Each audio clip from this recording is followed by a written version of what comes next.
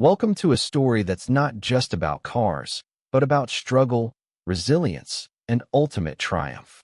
This is the real, emotional, and inspiring story of BMW, one of the most iconic car brands in the world. This isn't simply a business story. It's a tale of war, failure, hard work, reinvention, and global success.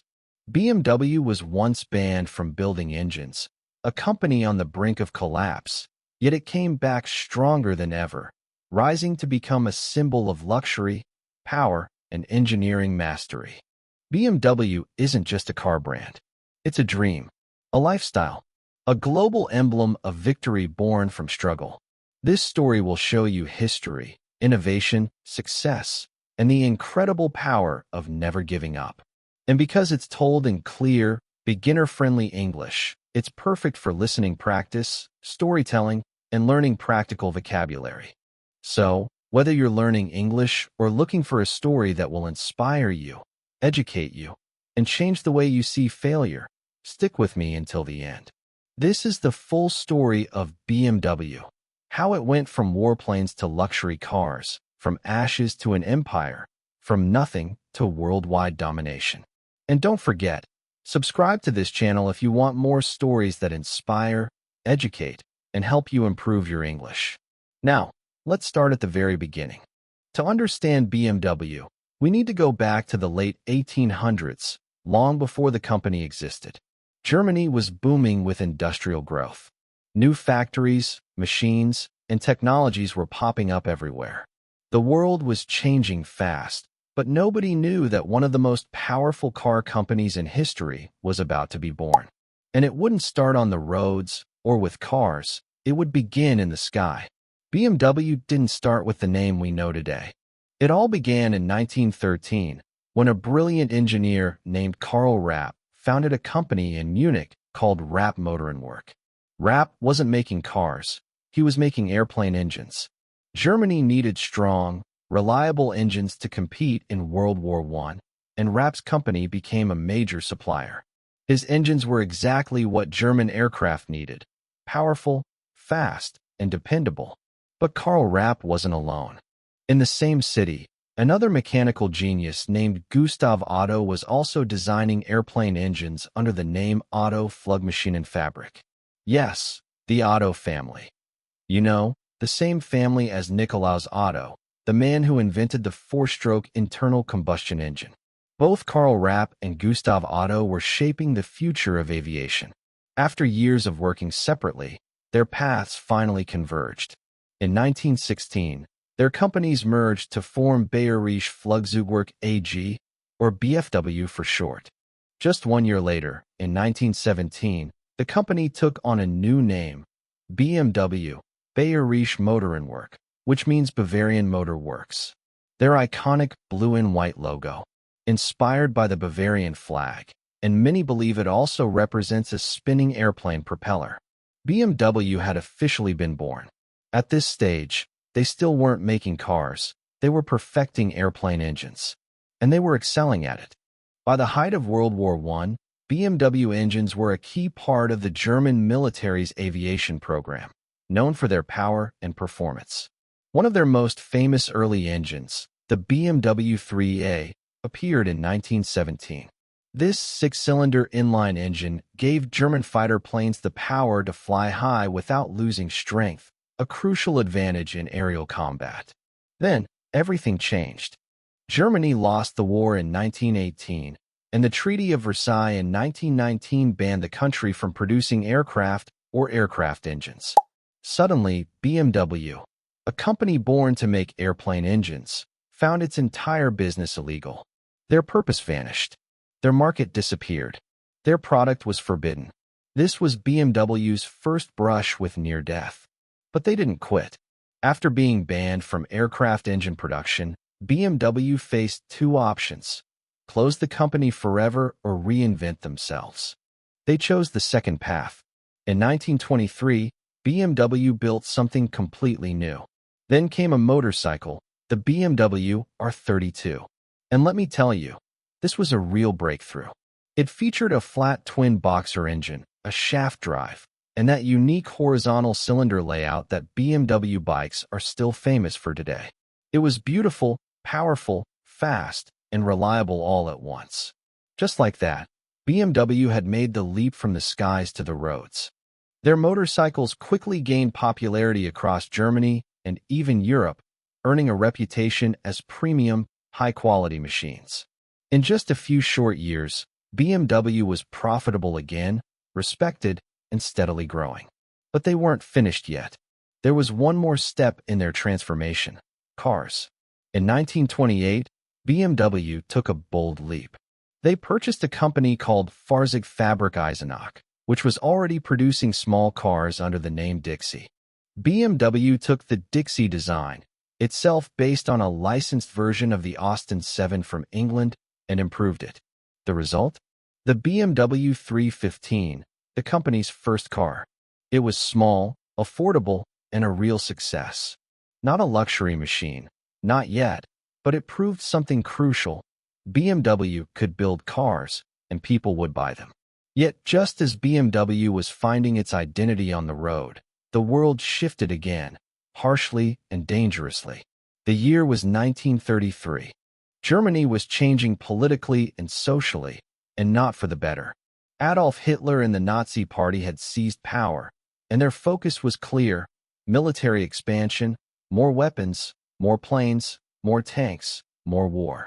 For a company like BMW, whose roots were in building powerful engines, this meant one thing: they were pulled back into military production. As World War II began, the German military once again turned to BMW. Not for cars, not for motorcycles, but for airplane engines. BMW had the know-how, the engineers, the factories, and Germany had no time to waste. The company became one of the main producers of aircraft engines for the Nazi war machine. Some of their most advanced engines included the BMW 801, which powered the famous Focke-Wulf FW-190 fighter plane, and the BMW 003, one of the world's first jet engines, used in the Messerschmitt Me 262, the first jet-powered fighter in history. BMW wasn't just making engines. They were literally helping build the future of flight with technology far ahead of its time. But there was a dark side.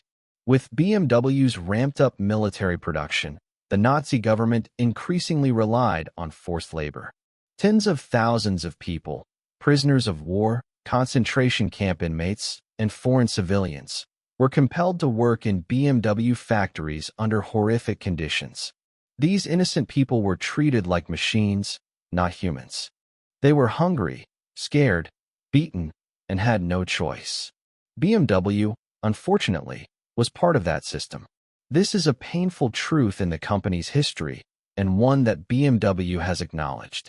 Historians and researchers have documented it, and the company has supported memorial projects and foundations to remember the victims and ensure such atrocities never happen again. Real history isn't clean. It's full of mistakes, suffering, and harsh truths. BMW's survival during this period came at a terrible cost. In 1945, the war ended. Germany had lost, and the price was total destruction. Allied bombings, particularly by the US and UK, devastated German industry. BMW's Munich plant, the company's heart, was heavily damaged, while their Eisenach plant, where cars were built, ended up on the other side of the post-war border under Soviet control. BMW had lost almost everything: factories, workers, car production, engines, even their brand reputation. Worse yet, the Allied Control Council, which oversaw Germany after the war, banned BMW from producing anything mechanical. No planes, no engines, no motorcycles, no cars. For 3 long years, from 1945 to 1948, BMW was legally forbidden from doing what it had been born to do. They were frozen in place, their future uncertain, and their legacy hanging by a thread. Can you imagine it? A company that once made cutting-edge jet engines was now reduced to nothing. BMW had to find ways to survive, and fast. So what did they do? They started making cooking pots. Yes, cooking pots. And bicycles, household items, farm tools. Anything they could create from scrap aluminum left over from bombed aircraft and engine parts. It wasn't glamorous. It wasn't profitable. But it kept people employed and, more importantly, kept the name alive. By 1948, BMW was allowed to restart limited production, but only motorcycles. They brought back the BMW R24, a single-cylinder bike. It sold reasonably well, but it wasn't enough. In 1951, BMW tried to re-enter car production with the BMW 501, a luxury sedan. But it was too expensive to build, too slow compared to competitors, and too costly for post-war Germans to afford. BMW was bleeding money. With fewer than 10,000 employees, the company was losing cash every year. By 1959, BMW was almost bankrupt. Mercedes-Benz, BMW's biggest rival, was ready to buy them out. It seemed like BMW's end. But then came Herbert Quandt, a powerful German industrialist. He believed in BMW when no one else did. He personally invested millions of dollars, over $100 million in today's money, took major control of the company, restructured the debt, and saved BMW from collapse. Because of him, BMW stayed independent and got a second chance. This was BMW's turning point. By 1960, BMW had no strong product lineup, no clear brand identity, and no luxury image. Its motorcycles were reliable, but couldn't carry the company alone. They had narrowly avoided being swallowed by Mercedes, but they were still small, confused, and financially weak. BMW needed three things: a car people loved, a brand that stood for something, and a long-term vision.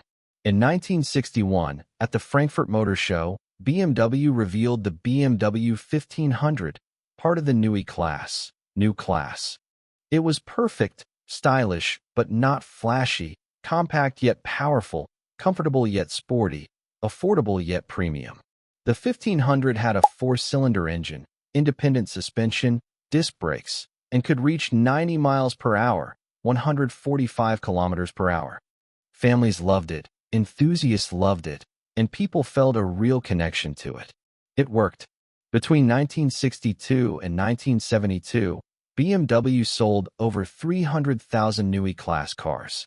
BMW went from losing money to thriving, expanding production, hiring more workers, and investing in research and design. What set BMW apart wasn't just engineering. It was how the car made you feel. BMW didn't want to copy Mercedes' big, heavy, slow sedans. They wanted driving pleasure, what they called Freude am Fahren, the joy of driving. Later, it became the famous slogan, the ultimate driving machine. Simple, powerful, emotional. BMW was selling freedom, excitement, and connection, not just transportation. By the late 1960s, BMW looked beyond Germany. They saw the US as a key market. In 1972, BMW of North America was officially created. Americans fell in love with the balance of European engineering and sporty performance. The BMW 2002, released in 1968, became a cult classic, simple yet fast, fun yet practical. By the mid-1970s, BMW had become a respected international brand. In 1973, they opened their new headquarters in Munich, shaped like a four-cylinder engine, alongside the BMW Museum, shaped like a giant bull, statements of engineering pride. Their blue and white logo became a symbol of precision, elegance, passion, and power. By 1980, BMW was no longer just surviving, it was thriving. Production jumped from 20,000 cars per year in 1960 to over 350,000 in 1980. By 1990, over 550,000 cars were sold annually in more than 120 countries, with revenue reaching $21 billion. From making cooking pots to survive, BMW had become a global symbol of power, engineering excellence, and success. By the late 1980s, BMW had truly arrived. They weren't just surviving anymore. They were thriving, expanding, winning.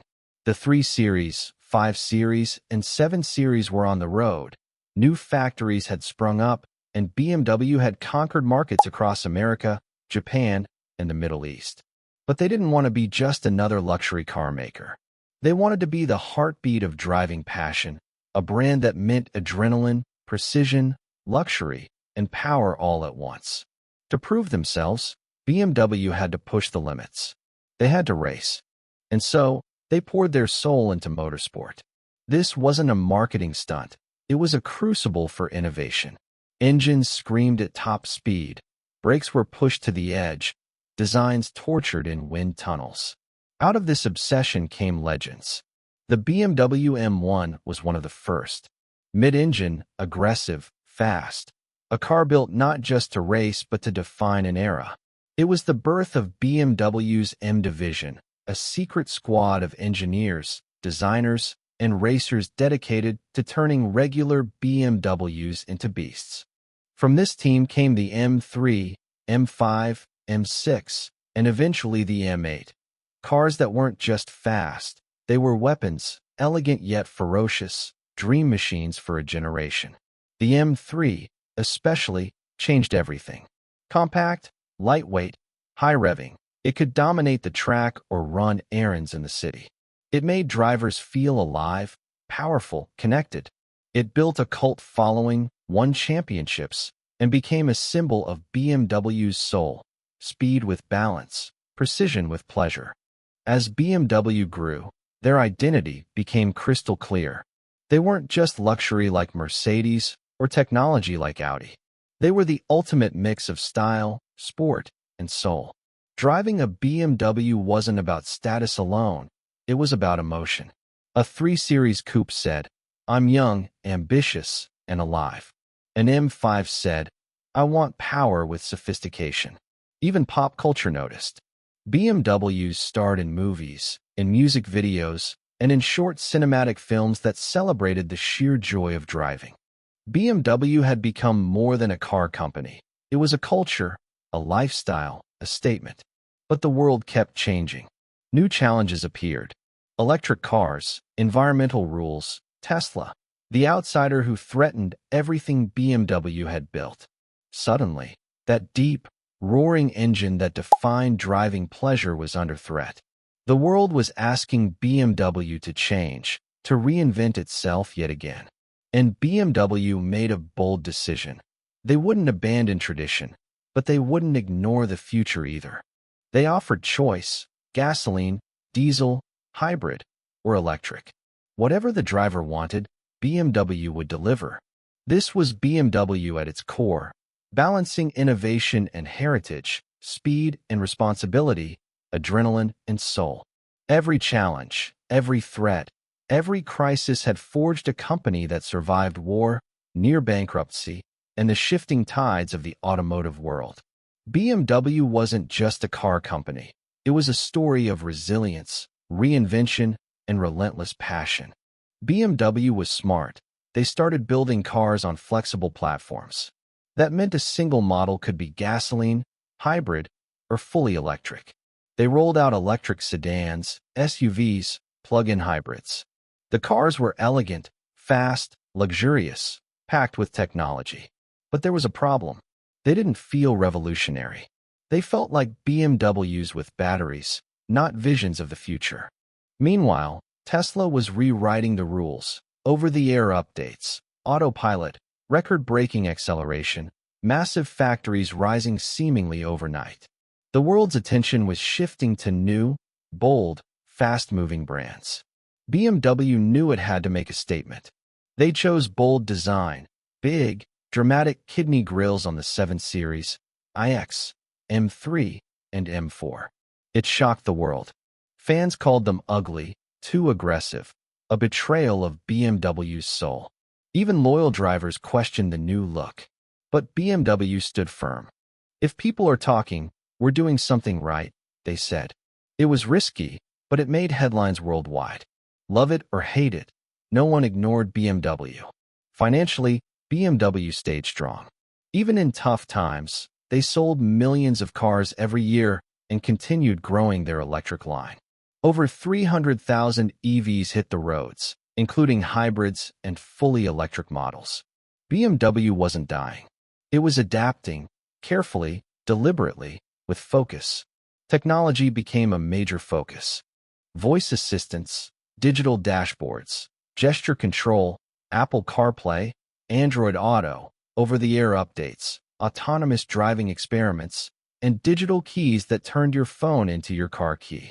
BMW was sending a message. We are no longer just engines. We are innovation, emotion, experience.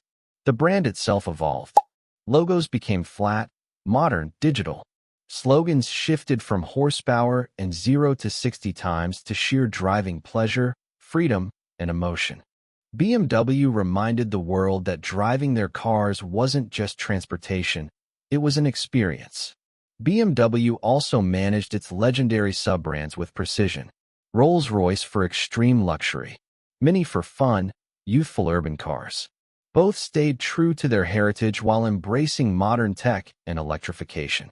Looking ahead, BMW's new strategy, New E-Class, named after their 1960s revolution, focused on fully electric platforms, radical design, sustainability, circular economy, zero emissions, and high digital integration. By 2030, half of BMW's sales will be electric. Mini and Rolls-Royce will go fully electric. Factories will be carbon neutral. Over $100 billion will go into EV development and battery production. Chapter 4: Legacy, Love, and the Unstoppable Soul of BMW. As the 2020s unfolded, BMW stood at the edge of a new era. Not just new designs, new technologies, or electric ambitions, but a new kind of challenge, testing the heart and soul of the company that had survived wars, near collapse, and a century of relentless reinvention. To stay human in a world that's becoming more machine. To stay emotional in a time that's growing more digital. To stay BMW in a world trying to redefine what cars even mean. Because BMW has never been just about building cars. It's always been about something deeper: freedom, confidence, dreams, and the feeling that you're alive. When someone sits behind the wheel of a BMW, they're not just driving. They're moving. They're feeling. They're proving to themselves that they made it. Ask any passionate BMW driver, and they'll tell you the same thing. I feel alive when I drive. That's why this brand has survived 2 world wars, economic collapse, bans, near bankruptcy, global competition, technological revolutions, and now, the biggest transformation in car history, electricity. No matter what hit them, BMW kept moving. And so did the people who loved it. BMW is for those who don't want to show off, but want to feel something. Who don't just drive, but live behind the wheel. Who don't need the fastest 0 to 60, but love how the car hugs the road. Who want a machine that speaks to the heart. That first BMW. Maybe a hand-me-down, a saved-up reward, or a father's old 3 Series, becomes unforgettable. Not for leather or luxury, but for the morning drive, the first turn, the engine whispering, "You're alive." BMW teaches us powerful lessons. First, you can be reborn more than once. BMW was almost destroyed again and again. In 1919, after World War I. In 1945, after bombing. In 1959, nearly swallowed by Mercedes. In the 2010s, challenged by Tesla. Each time, BMW didn't crumble. It rebuilt, reimagined, and rose again. Life will knock you down. That doesn't mean it's over. It means it's time to transform. Second, don't fear change. BMW didn't cling to engines alone. They became motorcycle innovators, car legends, luxury designers, racing champions, tech leaders, and now electric pioneers. Adaptation kept them alive. Resistance would have killed them decades ago. Third, legacy is born through pain. BMW is admired not because it was flawless, but because it suffered, survived, and persisted. Its beauty is in its imperfections. The wars, the losses, the mistakes, the criticism, yet its soul endured. Today, BMW is stronger than ever. Millions of cars sold. Electric and hybrid models growing fast. Iconic sub-brands like Mini and Rolls-Royce thriving. Innovative platforms, radical design, zero-emission goals, and sustainability commitments pushing the company forward. BMW continues to combine emotion with technology, heritage with innovation. The new E-Class EVs promise to be faster, smarter, more sustainable, yet unmistakably BMW behind the wheel. The secret? BMW refuses to let technology kill emotion. They prove that even in the age of silence, joy can exist. You may never own a BMW. You may never drive one. But this story isn't really about cars. It's about humans who refuse to quit. A company that rose from ashes again and again. A symbol of reinvention. A reminder that nothing ends until you say it does. BMW lost everything. Not once, not twice, but multiple times. Yet here it stands. Building, racing, dreaming. And maybe that's what you need right now. Maybe your dream feels broken. Maybe your life feels tested. Maybe the world thinks it's over. Let BMW remind you. You can fall, but you are never allowed to stay down. You can reinvent. You can evolve. You can become the ultimate driving machine of your own life. BMW isn't just a company. It's courage. It's survival. It's speed, soul, and reinvention. Every engine that stops can start again. Thank you for watching. This story wasn't just for entertainment. It was told to inspire you, improve your English, and awaken your heart.